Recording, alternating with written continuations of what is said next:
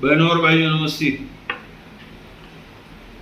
दोस्तों, Gandhi road Ulhasnagar 5 expert computer classes के ठीक सामने राकेश पंजवानी, जिनका ब्लॉक नंबर 825 26 27, इसके पीछे दादा त्रिलोकचंद राशन वाले के लगकर 1947 से एक गली हुआ करती थी और वहाँ पर एक नाली आज तक मौजूद है और गली का बाकी हिस्सा भी मौजूद है।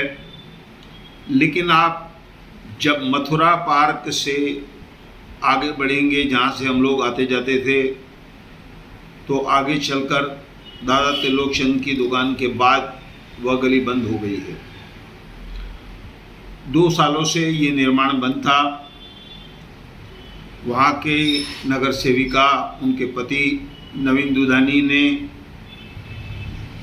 कोंकण भवन में, जो हमारे कोंकण विभाग के आयुक्त हैं, यह लैंड रिकॉर्ड और सन्नतों का काम देखते हैं। वहाँ पर केस चल रहा था, 2 साल तक निर्माण बंद था।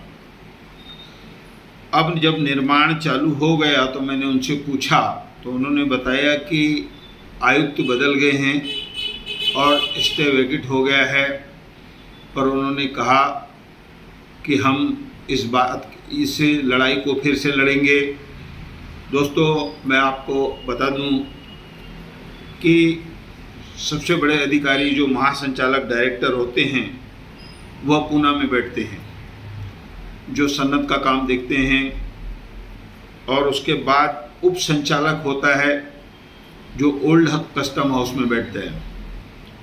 तो इन सब का काम है सन्नत को देखना, ज़मीन को देखना, लैंड रिकॉर्ड उनके पास रहता है। अब प्रश्न ये हो जाता है कि जो लोग आगे रहते हैं, मुझे कल राकेश पंजवानी जी मिले, मैंने उनसे पूछा कि क्या हुआ। उन्होंने कहा कि इन्होंने नाले भी बंद कर दिए, जो आने वाली बरसात में हमें बहुत तकलीफ़ देगी, और गली को भी बंद कर दिया गया है। तो कुल मिलाकर एक अधिकारी के बदल जाने से इस तरह से निर्माण फिर से शुरू हो जाते हैं।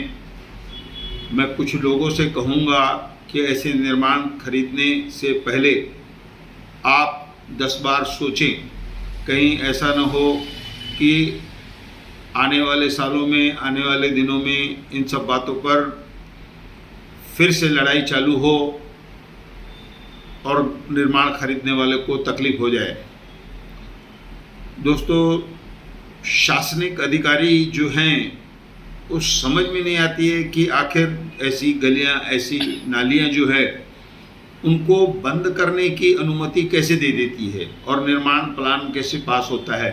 हाँ, इसके बाद एक और बात बताई गई कि इन लोगों ने जो प्लान पास कराया है, उसमें भी निर्माण जो काफ़ी ज़्यादा किया हुआ है, लगभग 5 फीट आगे निर्माण किया गया, और अंदर कितना ज़्यादा है वह भी निकलवाया जाएगा, ऐसा मुझे बताया गया।